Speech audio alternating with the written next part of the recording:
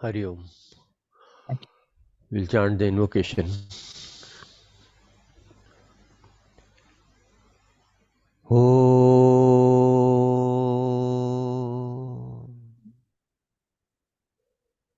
Om Sahana Vavatu Sahanau Bhunaktu Sahaviryam Karavavahe Tejasvinavaditamastu Mavid Vishavahe. Om Shanti Shanti Shanti.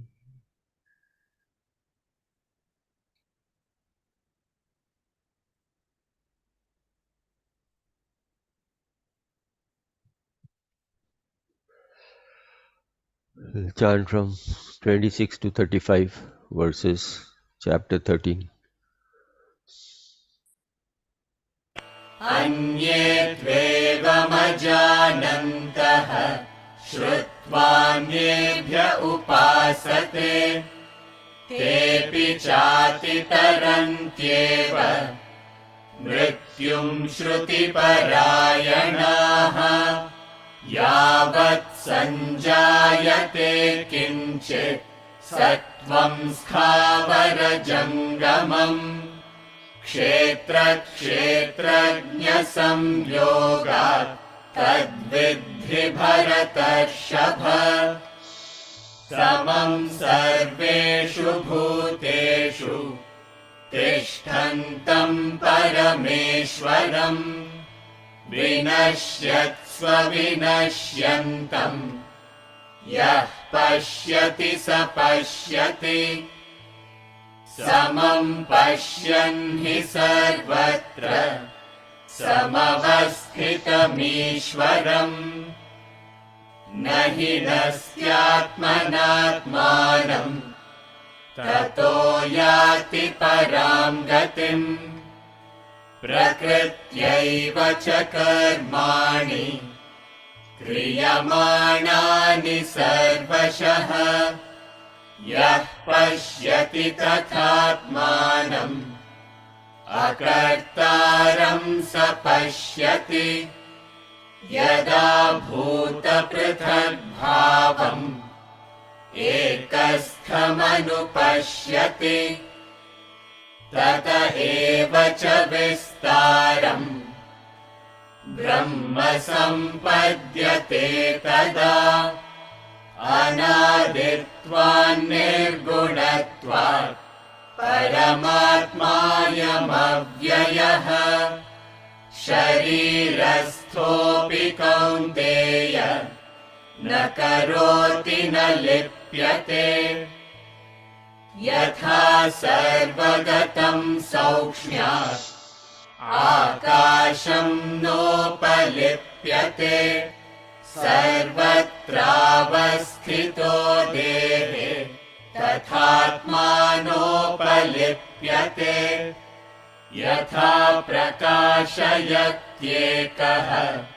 कृत्स्नम् लोकमिमम् रविः क्षेत्रम् क्षेत्री तथा कृत्स्नम् प्रकाशयति भारत क्षेत्रक्षेत्रज्ञयोरेवम् अन्तरम् ज्ञानचक्षुषा भूतप्रकृतिमोक्षम् च ये विदुर्यान्ति ते परम्.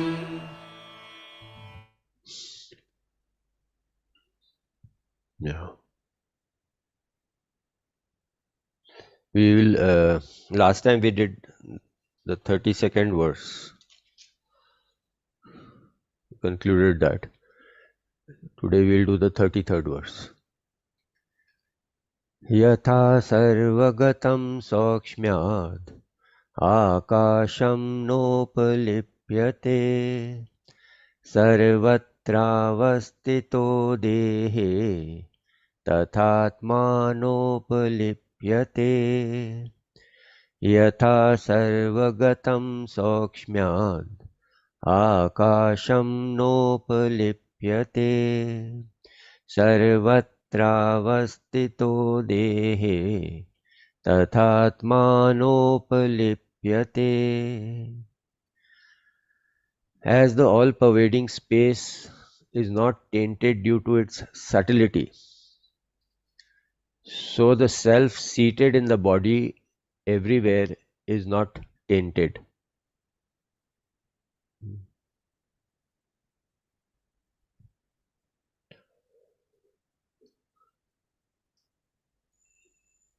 See, by what is a particular thing affected? Something can only affect you if it is of the same intensity or same wavelength as yourself. If you have gross desires, you are attracted to gross objects. If you have subtle desires, the gross objects do not affect you. Your tastes have refined, so you're not affected by the grosser aspects, even if they are given free to you. You're not affected by it. We are affected by something only when we are at that level. If you go and tell a brilliant man that you're foolish, now we ourselves do not have that intelligence to assess him. So he will just smile and go away because he understands that you don't understand. You cannot connect. If he is affected by what you say, then his level is also same as yours. If you take a sword and you hit an object, the object will get dented or broken. But if you wave the sword in the air doesn't get cut. It may slightly get affected, but it doesn't get cut. Slightly gets affected. But if you wave it in the space is not affected at all. Wood is affected. It gets cut. Water is affected to certain extent. You can check its flow for a few second and then it starts. Similarly, you can check the flow of air by waving the sword. You can disturb the air for some time. Again, it settles down. But it doesn't get injured the way the wood gets injured. And space is not affected at all. So, as we become subtler and subtler in our understanding of life, as we evolve to higher states of consciousness within us, the affectation of the world becomes less and less upon us. You're not affected by it. You can harden yourself against the world, but that doesn't work. That only works up to a point. अच्छा बोल लो जो बोलना है. You can twist my arm as much as I want. I will not squirm. But it will work up to a point. Beyond a certain level of pressure, even the strongest man will start getting affected. So, when you harden your ego, that is not like Ravan hardens his ego. I will not be affected.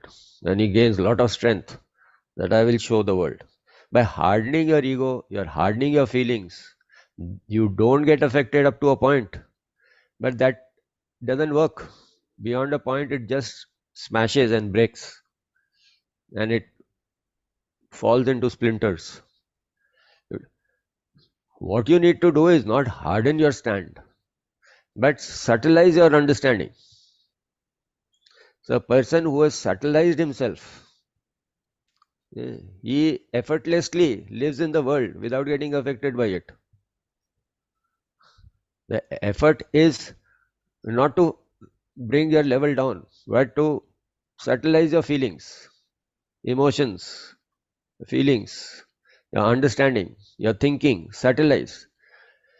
And the more you merge into the self, the more the self is unfolded. What is affected is your physical personality. What is affected is your material composition. But the more it is infused with the subtle reality, the reality is not affected. At the level of relativity also, you may say, I don't know Atman, I don't know that Supreme Self, etc. I do not know how to identify with. So at a relative level also, if you have developed wisdom, if you have developed love, if you have developed this passion, you will not be affected by the things. What affects us is not our relationship with another, it is our attachment with other. We get attached to the person, and the attachment hurts. If the person caters to us, we are okay. If the person doesn't cater to us, we are miserable. Because attachment is totally dependent on the object. It all the time is expecting, asking, wanting, trying to receive. But love is always giving, accommodating, tolerating, accepting. Love doesn't get affected. You still love the person. The person may hurt you, but you still love the person. But if you are attached to the person, you break the relationship. You walk away or you get hurt very badly. Similarly, if you are hardened in your opinions, hardened in your ideas, this is what I have to say, and this is what you have to say, and there is a conflict. And if our ideas don't match, you contradict my ideas. If I am resting on my egoistic ideas, then I'll be highly affected. Why doesn't the world understand me? Why doesn't the world? Because my ideas are dependent on your acceptance or not acceptance. Understand that. My ideas are dependent on you, whether you accept them or not. But the truth gives you that inner fullness. It is not dependent on whether you agree or not. Supposing I know that this medicine will help you in your problem, you don't agree with it, then I say, best of luck, good for you, you try whatever you want. I am not suffering, you are suffering, and I know this medicine will help you. I have that medical knowledge. Now if the patient doesn't want to listen, the doctor can only feel compassionate towards him. The doctor can only plead to him for his sake, not for his own sake. He is safe and sound. He knows what he's talking is the truth, is the right thing. But if you don't want to benefit yourself, if you don't want to get out of your problem, well, that is your choice. He is not affected. But two novices are arguing with one another. Neither of them have a medical knowledge, but one thinks that this medicine is good for it. Another person thinks that some other medicine, and they start arguing amongst themselves. Then there is bad blood, and there is friction, and there is annoyance. And I am telling you, that fellow saying, I am telling you. There's no knowledge. It's just something picked up from here and there. But person who has knowledge, he is stable. सुनना है सुनो, मानना है मानो, नहीं सुनना मानना, your choice. So when the mind is inclining towards the truth, inclining towards that inner essence, dharma, then it becomes less and less, it becomes subtilized. And in that subtle state, it starts developing a state of inner fullness, inner completeness, self-sufficiency. It starts becoming self-sufficient. And then it lives in the world, but it is not affected by the world. In the absolute sense, the self is not at all affected by the world. But in a relative sense, the world is, we are affected. But we become less and less affected as we incline more and more towards our inner purity. As the mind is purified. But instead of purifying, we try to conquer the world. We try to assert ourselves into the world. By asserting yourself into the world, even the best of people have not been able to convince. You may become a Buddha, you may become a Krishna, you may become a Christ. You think everybody agrees with them? No, there are many people who oppose them. There are atheists. There are people of different opinions and beliefs. They don't agree. So Krishna may speak the ultimate truth. He may give you chaste logic, but there are people who will not agree with it. So will Krishna have sleepless nights? No, he is established in the truth. It doesn't affect. He is established in love. He is established in wisdom. He is far away from the reaches of the world. You cannot reach him. You cannot affect him. You can in no way go up to him. He is well secured within himself. This thing happens because of his inner subtlety. He is subtilized, and ultimately he is established himself in the self. So when you are established in the self, thereafter the world doesn't affect, just like space is not affected by the material objects of the world. If you throw color in the space doesn't get colored. Your clothes may get colored, the objects, the furniture may get colored, but the space doesn't get colored. Even if you throw it in water, the water gets colored, but the space is not colored. Similarly, you may throw any types of feelings or allegations or opinions on the person of knowledge. He is not affected by it because he is established in the truth. When we are not sure of our truth, then we get affected. You get affected. You're not sure. Even if you're saying 2 plus 2, 4, but inside you're not sure. And somebody says, no, 2 plus 2 is 5.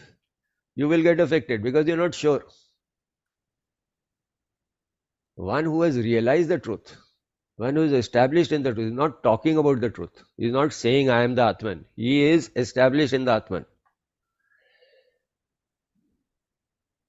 You are not established in the Atman, but you are arguing with somebody. Somebody says, no, there is, Charvakya philosophy says that there is nothing like reality. There is nothing like Atman. There is only this world. Enjoy it, live it, enjoy it, and go away. That is the Charvakya philosophy. But the non-dual philosophy says there is a reality behind it, a homogeneous, omnipotent, omnipresent reality behind it. Try to recognize it and try to liberate yourself from the bondages of this material existence. Now, you are defending the non-dual philosophy and somebody is trying to explain the Charvakya philosophy. Neither of them are established in what they are saying. They're just talking about their opinions, their beliefs that they have picked up from here and there. Now, in this case, it will not be a discussion, it will be an argument. Each will be trying to explain his point of view, force his point of view, try to convince the other person. And your state of mind will be dependent on the fact whether the other person is agreeing with you or not agreeing with you. Because here you have not subtilized yourself. You are just having a belief system while you are still in the same mental state as before. You have picked up big concepts, but the concept has not translated into subtilization of your personality. You have not become universally loving. You have not become wise. You have not become liberated. Nothing. But you have picked up big philosophies and concepts within your head. And you go about talking about it to everybody, people around you. But when you do this, you will be surprised to find that people are holding different types of views, different types of ideas they are having. So therefore you're constantly trying to checkmate them, or they are trying to convince you, and there is always a discussion, disagreement on every aspect of things. And that irritates you a lot. That makes you very upset and angry. If it does so, that means the truth that you are supposedly talking about, you have not actually realized it in your real life. You have not realized it in your real life. Therefore, you are getting affected and irritated by an external opinion. A person who understands, a person who knows, he'll only be amused. He will not try to convince you, but he will try to talk to you out of compassion so that you also benefit and you also release yourself from your problems, your darkness and agony. He will try to be helpful to you. He will not try to convert you or push his opinion upon you, but he will definitely be compassionate towards you and try to explain to you so that you also move towards your happiness, peace, and happiness.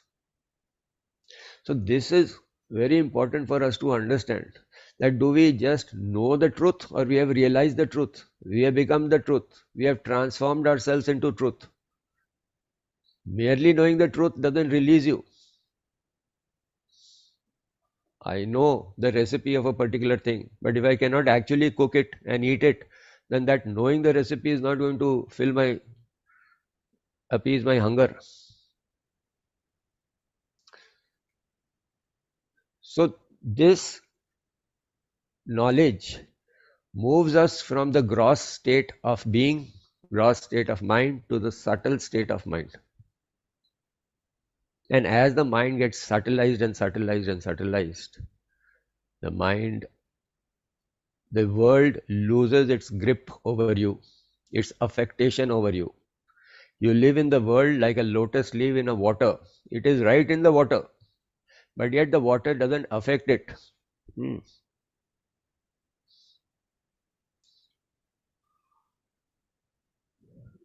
It doesn't affect it. Like if there's a fruit, a vegetable got jackfruit, kathal. If you cut it, it releases some sort of a thing which is very sticky to the hand. But if you put oil on your hand and then cut it, then it doesn't stick to you. Then you can easily wash it off. So you can do the same cutting, the same activity without that thing affecting you. Similarly, when you have the knowledge of the higher, when you have released your grossness and established yourself in the subtleness, and then you live in the world, the excitements and the depressions and the agitations of the world do not affect you. They do not haunt you. They do not get hold of you. You live in it with your inner peace and inner clarity intact at all times. Your inner clarity, your love, your freedom is not affected. Body may be affected, but you are not affected. Therefore, a person is known by his inner state, not by his external circumstance or external situations or external affectation. If a man of knowledge catches cold, a simple ordinary cold, you say, oh sir, but we read in the Bhagavad Gita, a man of realization is not affected by the world. He is not affected. Body is affected. Body can catch cold. It's possible. But his inner state is not affected. You are seeing him from your material eyes. And this happens so many times in all the mythology if you read. The greatest of devotees fell into doubt with respect to their Ishta Devta, with respect to the manifestations of the Lord. Kag Bhushundi, the crow devotee, in his childhood, when he was playing with the child Ram was having some pieces of bread around him. And teasingly, he was picking up the bread and throwing it or flying away. And when he used to pick up the bread and fly away, the child Ram start crying. He says, oh, what type of a Lord is he? Just for a piece of bread, he is crying. And they say that he is the avatar of the Lord. So you get so involved in the Leela, a child will cry. If you take away the toy or take away the food that he is having, he will make a face, make a frown or cry. That is the nature of a child. So he is playing the role of a child. A child will never cry. A child will never laugh. Child will never eat. It will. But that he is the Lord who is playing the child, you don't understand because you're seeing it from your gross intelligence, from your gross vision. So he got fooled by his crying and he thought, no, no, this cannot be the Lord. And therefore, he picked up the piece and flew away.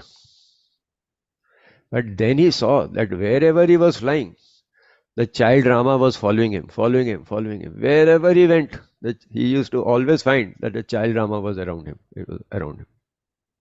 He was shocked and he was surprised. And then he realized that he is not an ordinary child. He is not the child that we look at by his behavior, by his outside behavior. Whichever corner of the universe he went, the child Rama was there. So then he came back and fell at his feet and said, and he understood. See, we need these gross expressions to understand. We don't understand it as it is. If a person is to sit and suddenly create a pigeon out of his hands and make it fly, you'll say, oh my God, how many powers he has. He must be a very highly accomplished human being. If he is just living an ordinary life, a child will cry, a youth will have some passion, an old man will have certain problems. Then you will not understand what is his level inside. It is the inner level, it is the inner state of mind which will explain what he is, and that can only be known through if you have that same perception inside you. If you haven't developed your perception, and anybody can fool you by these miracles. Many people can do these miracles. Not necessarily everybody who does the miracle is in a high state. Yes, a man who is in the high state, he can also do a miracle, but he will not do it unless very, very much required. He will not fall for all these gimmicks. But anybody who does a miracle doesn't mean he's established in a high state. He's just like science does so many miracles. Sitting here, I'm talking to you. I'm sitting in my room, you're sitting in some other corners of the country, and we are having a conversation. It's a miracle. So as far as science is concerned, yes, it's a very wonderful thing. But everybody who does a miracle is not spiritually evolved. Spiritual evolution has nothing to do with the miracle directly. Spiritual evolved person can also do a miracle, but everybody who can, the converse is not true. The converse. Everybody who does a miracle is not a spiritually evolved man. Everybody who's eloquent is not, he may be a learned man, but he is not an evolved man. There is a difference. An evolved man is a wise man, but every learned man is not a wise man. He just learned. So therefore, the purpose of our learning these scriptural knowledges is to get the information, work upon it, and transform, bring about an inner transform, raise our level of consciousness, as they say. When you raise your level of consciousness, purify your gunas, purify your understanding, purify your feelings. As you do that, irrespective of what the world has to offer you, you begin to gain an inner state of peacefulness and blissfulness. So he is saying, just as the all-pervading space is not tainted. Now, why is it not tainted? Because it is very subtle. Because due to its subtlety. So the self seated in the body everywhere is not tainted. When Ram and Lakshman were tied up in the Nagpash sent by Indrajit, son of Ravan, They helplessly lay on the ground, bound by that Nagpash. And Garudji had to come from Vaikunt and release them of that Nagpash. Garudji is that huge vulture, eagle, uh, which is an antidote to the nags, the snakes. They are fearful of this eagle. So he had to come and release Ram and Lakshman from that Nagpash. And on his way back, he started thinking, they are supposed to be the Lords, they are supposed to be incarnations of the Lord. How is it that I am going around helping them and they are helplessly lying on the ground, wound by this? So this doubt kept on getting on his mind, revolving in his mind. See, once you get a doubt, your faith goes away. And once your faith goes away, that anchor goes away, mind becomes very restless. मैंने तो इनको इतना समझा था, मैंने तो इनको इतना समझा जाना था. And then when somebody whom you hero worship falls into your from your eyes, you get a very, very insecure sort of a feeling, because that person or that being or that Ishta Devta was your anchor. That Guru was your anchor. Now when he has fallen from your eyes or from your idea of what perfection is, when he is fallen, you become very restless. So he was feeling very, very unnerved, very agitated. Is the Lord, this is what the Lord is. But on the way, he happened to meet Naradji. And he said, and Naradji could see that he is not very peaceful. He is very agitated, very annoyed because of something, very restless in his mind. So he asked him, what happened, Garudji? Why are you appearing so restless? What happened? So he confessed. He said, no, my faith in the Lord is disturbed. This Ramchandraji, who is supposed to be the incarnation of the Lord, is he really an incarnation? So Naraji just smiled. And he says, oh Lord, how wonderful is your Leela. Even people of this nature, even creatures of this nature, they also fall into delusion. What of the ordinary people? Ordinary people will fall into delusion very soon. They are always deluded. But people even of this stature, they also have the capacity to fall into delusion. What a wonderful Leela you have. What a powerful Maya you have. And then he went away saying Narayan, Narayan, Narayan. And he went away. And he told him, advised him. He didn't give him a direct solution. He told him to go to Shivji.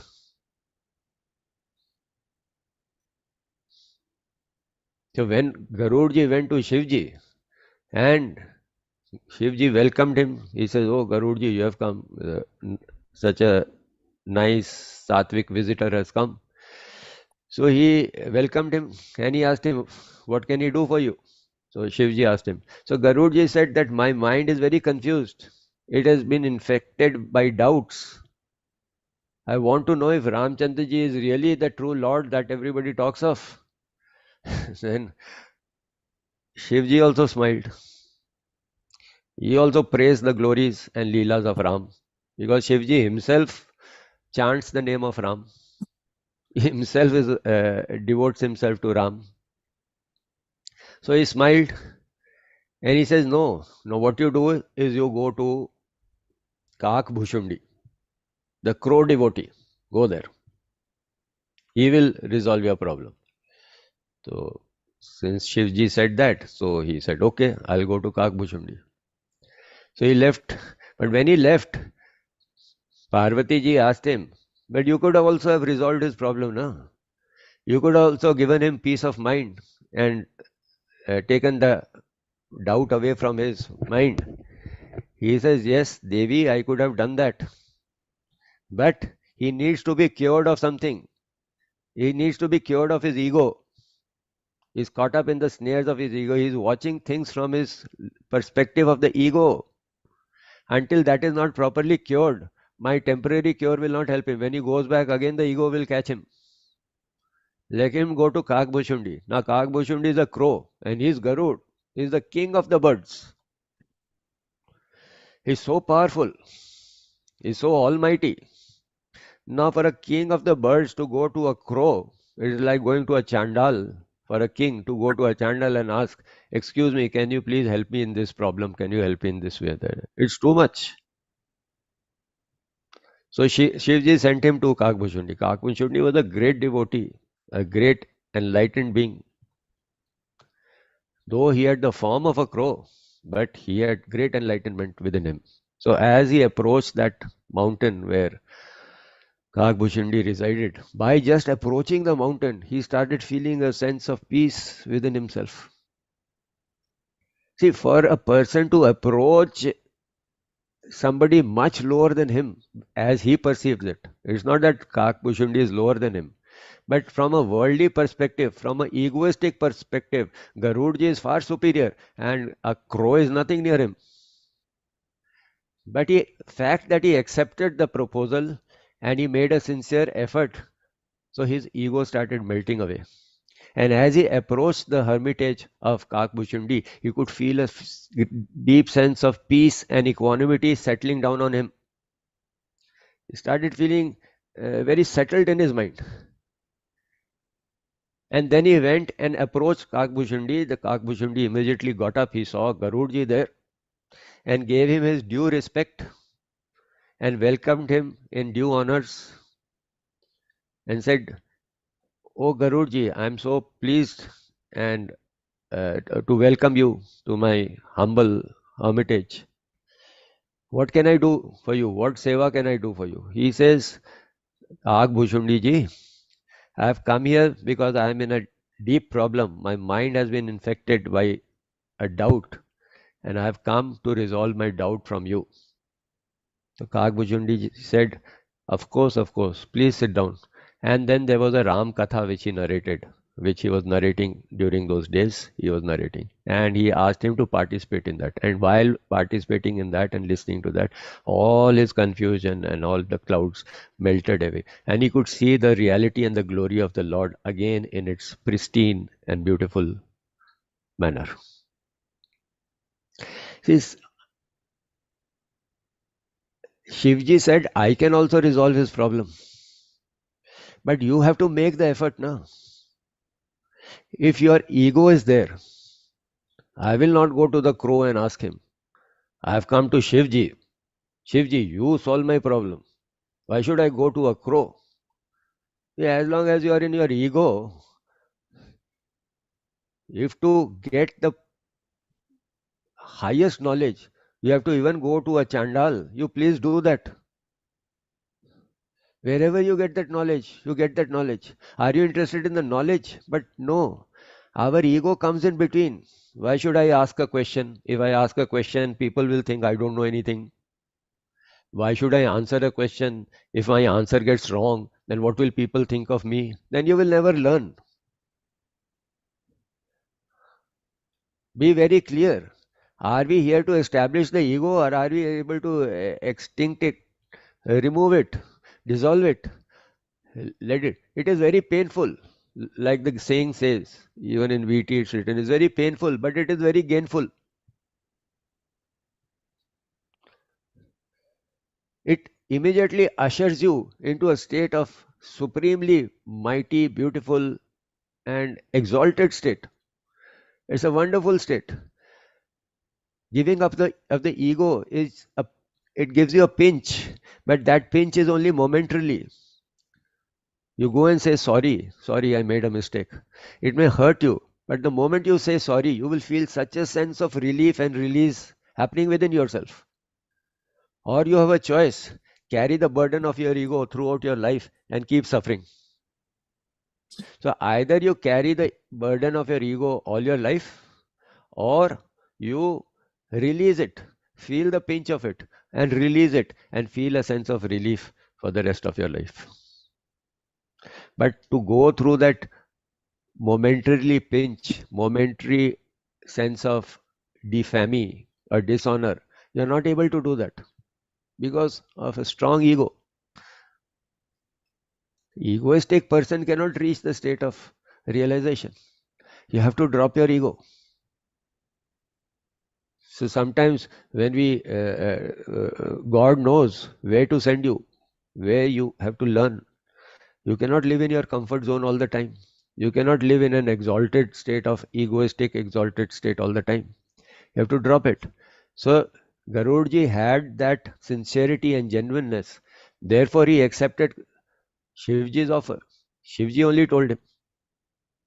Shivji, if he accepts Shivji as his guru, then he must accept his teachings also.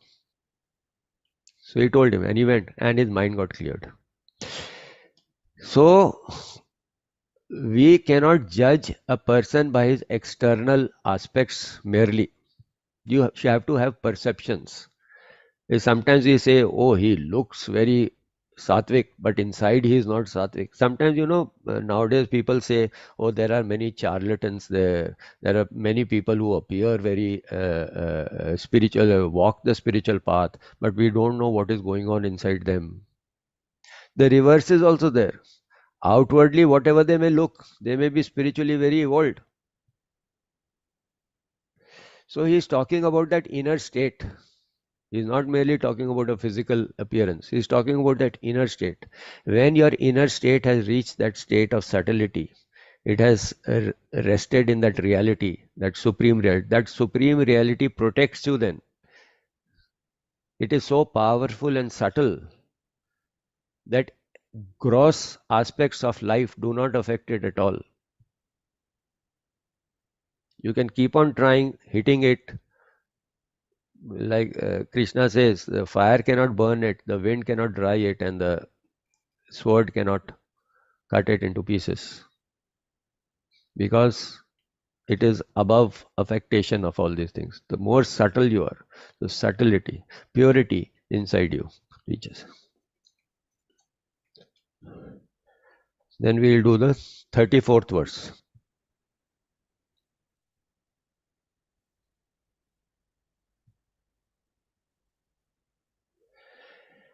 Yatha prakashayatyekaha Krishnam lokamimam ravihi Kshetram kshetri tatha Krishnam prakashayati bharata Yatha prakashayatyekaha Krishnam lokamimam ravihi Kshetram kshetri tatha Krishnam prakashayati bharata.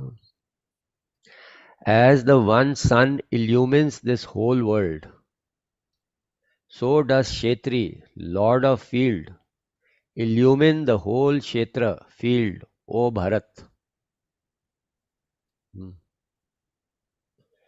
So one sun and this whole universe, the world, every corner of this earth is illumined by that one sun. So does the Kshetri, the Lord of the field. So earlier chapter we have already done what is Kshetra and what is Kshetragnya. Kshetragnya is the knower of Kshetra, and Kshetra is that which is known. So in Kshetra comes all the sense perceptions, mind, desires, attachments, feelings, intelligence, ego, intellect, everything comes in Kshetra. Kshetragnya, the knower of the Kshetra, who is experiencing all these things? Who is experiencing the sights? Who is experiencing the feelings? Who is experiencing the intelligence? Who is experiencing the thought processes? Who is it? Ultimately, who is experiencing it? If you take away the Chetna from it, then it is the experience goes away. There is no, if there is Chetna is absent. For example, a camera is registering the stimuli which is coming and giving you a picture out of it. You click a picture. But the camera is not conscious of the picture. It is not conscious of the object that it is making the picture of. It is a mechanical process. The light falls on it, it falls on a film, the film reacts to it, and there is a picture which is impressed upon it, and it is developed and given to you. But the camera is not conscious of it. But the same stimuli falls into your eye, it falls into your brains, a picture is impressed upon it, and you are conscious of the picture, you are conscious of the object. The same process is happening in the camera also, but it is not conscious. But yet, mechanically, it is reacting to it and it is producing an effect also. So, the consciousness is what is illumining my eyes to see. Consciousness is making my ears to hear. Consciousness is making me feel different kinds of emotions, uh, of elation, of depression, of goodness, kindness, anger, jealousy. All this is being experienced because of the presence of consciousness. Then my intelligence is working. It is bringing out different ideas, opinions, and all. I'm conscious of those things. The consciousness, without consciousness, it may work like a computer, but you will not be conscious of the process. It can mechanically work, but there is no consciousness in the camera, there is no consciousness in the computer, but there is a mechanical process which happens. If you put 70 plus 20 in the computer, it will give you answer 90. In a calculator also you put, it will give 90. But it is not aware what is happening. Now, number one is that no equipment, just like no equipment can function without electricity. Similarly, none of the living beings can become conscious of the various experiences without the consciousness backing it. All living beings are conscious because the conscious principle, the consciousness is functioning through their equipments. Now you may ask, consciousness is working through a stone also. Consciousness is working in a piece of iron also. Yes, it is present there, but the equipment is not subtle enough to become self-aware. It becomes subtle enough, little bit subtle in plants. Plants is slightly conscious of itself. The animals are much more conscious of itself. They are self-conscious of their emotions, of their various perceptions. They are self-conscious. Human being is highly self-conscious. And when this self-consciousness reaches the ultimate pinnacle, free of all these limitations, then it becomes conscious. You self-realize yourself. You realize yourself. So there's a gradation of consciousness. It appears to become zero in stones and other inert objects. It becomes slightly expression is there in the plants and little more in the animals, much more in the humans. And as the human evolves spiritually, he becomes more and more conscious. His awareness opens up and ultimately he becomes self-realized.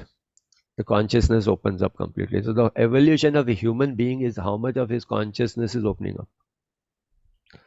You may make a supercomputer, but the supercomputer is not aware of itself. It's just a mass of metals and other material. We are also a mass of various chemicals, various elements, but there is we are self-conscious. This is my body. You can make a Barbie doll also say, this is me, my name is Suzanne. But that's a mechanical process. You just put a chip inside it, so it is talking to you. But it is not self-conscious. I am self-conscious. You are self-conscious. So when this consciousness reaches that state, so the the sun illumines that whole world, so that this Kshetri, the knower of the field, it illumines the whole Kshetra, whole field. I am aware of the table in front of me. I'm aware of the wall in front of me. I'm aware of the laptop in front of me. I'm aware. It illumines because of it. But now this Kshetri, which is the knower of that, which is the knower of everything that is happening around it or within it, when it contacts the material objects, it appears to get conditioned by that material object. and it expresses itself through that material objects according to the gunas of the object. When consciousness is functioning through a tiger, it appears very ferocious. Consciousness is not ferocious, but the equipment through which it is going, it is very ferocious, it appears very ferocious. Consciousness is the same, electricity is the same. Through air conditioning, it gives you coolness. Through a heater, it gives you warmth. Through a uh, uh, uh, radio, it gives you sound. Conscious electricity is the same. But when that consciousness is functioning through a material called tiger, it appears in a particular way. When it is experiencing through a nightingale, its expressions are very different. It sings beautifully, it flies from here and there, it goes. But consciousness doesn't fly, consciousness doesn't sing. But consciousness functioning through a nightingale appears to sing and appears to fly. Nightingale is just caught up in its own gunas. It doesn't know anything beyond. Similarly, we are also an admixture of gunas and that consciousness which is functioning through it. But we have so identified ourselves with the gunas that we do not give any weightage or any uh, attention to the consciousness that is functioning. And that consciousness is omniscient, omnipotent, absolutely blissful. It is not just consciousness like electricity. It has no feelings. No, it is fully alive. It is full of, it is full, that's it. It's infinite in every sense. But when it is functioning through a brain of a bad man, it appears bad. When it is appearing through a good man, it appears good. When it is functioning through a saintly man, it appears saintly. When the breeze is blowing over a garden, it gives you good fragrance. When it is blowing over a dead material, it gives you bad, foul smell. But the breeze is not foul or fragrant. But when it comes in contact with the beautiful garden with wonderful blossoms there, it carries those fragrance all around. When it goes over a heap of rubbish, it takes that foul smell all around. But the breeze is not there. Breeze is not like that. It depends on what it is coming in contact with. Consciousness is absolutely neutral. It is full. It is self-satiated. It doesn't need anything else. But when it is passed through a field, any particular field, whatever the nature of the field, it takes on those gunas and appears to be like that, though it is by itself not like that. But we get so caught up with those gunas. Yeah. We are, like the Upanishad says, that which makes you hear, not what you hear. That which makes you see, not what you see. That which makes you think and not what you think. That is the reality. That is the supreme. But it is so nicely camouflaged through these gunas, and you are so enamored by the gunas that you miss out the reality which is right there, present with you, right here. You are living in that reality, but you have missed it out. When that consciousness functions through the ear, it gives you a sense of sound. Now you are not wondering, my God, what a beautiful capacity. What a beautiful, brilliant thing. I can hear. There's so many sounds. But you get so involved in the pleasantness of the sounds that you forget the gratitude or forget your identification with that which is helping you hear. It is only when those who lose their capacity to hear, then they see the blessings of what blessings they had when they could hear. What blessings? Just the fact that you can hear, what a blessing. The fact that you can see, what a blessing. People who are losing their eyesights, or have eye problems, ask them what is the blessing of being able to see. But you're so enamored with the fact that what you are seeing, you're so enamored by the beauty of beautiful sights around you that you forget that the capacity, who gave you that capacity to see? Who gave you the capacity to see? Who gave you that capacity to hear? That consciousness which is functioning behind you, that Lord which is functioning behind you, that purity which is functioning behind you is giving you all these equipments. And that is far more glorious than what you are seeing. Far more glorious, far more complete, far more full. It gives you, when it is functioning through your nose, it gives you the capacity to smell, taste through the tongue, touch through the skin. Consciousness is giving you so many various types of sensations, but consciousness is the same. Underlying reality is the same. Equipments are different. And each equipment has its own fascinations. You're so involved with the fascinations of how this works. They have given you eyes and they have given you so many beautiful things to hear, see. They've given you ears and so many beautiful things to get distracted by hearing that you forget the consciousness. But since these are all created in the space of relativity, therefore you go through the joys and sorrows.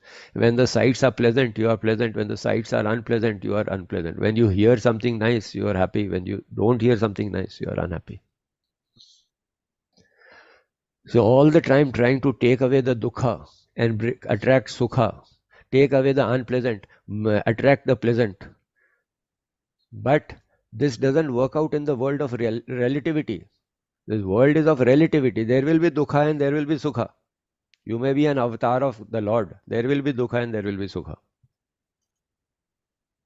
If you are directly established in these equipments, you are directly constricted by these equipments, then you cannot escape dukkha and sukha, because that is their nature. They will give you light and shadow together. Wherever there is body, there will be shadow also. Wherever there is light, there will be shadow also. Shadow is created by the body. Take away the body, there is only light. So you're caught up. That sun illumines the whole world. The Kshetri, the Lord of the Kshetra. You have forgotten the Lord and you got so enamored by the playthings that He has thrown around you that you have lost the knowledge of the Supreme. He illumines the whole Kshetra.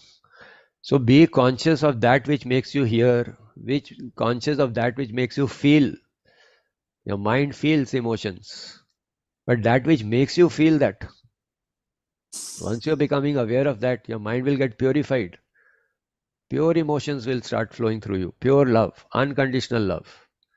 When you're aware of what is it that makes you think, when you contemplate upon that reality which makes you think, your intellect will become very sharp and clear, crystal clear. Just like you can differentiate between a buffalo and a goat, elephant and a horse. You can differentiate easily. You don't have to go into big analysis. Similarly, your mind will become so clear. You will be able to differentiate between good and bad, right and wrong, joy and sorrow. You will be able to differentiate very easily. What is it that will give you joy? What is it that will not give you joy? When you contemplate upon the reality. But when you get involved in the gunas, they become grosser and grosser and grosser and grosser. They take you into the world of relativity. So he says that underlying reality, just like the sun is one, but it illumines all types of good people also, bad people also, beautiful things also, ugly things also, everything it illumines.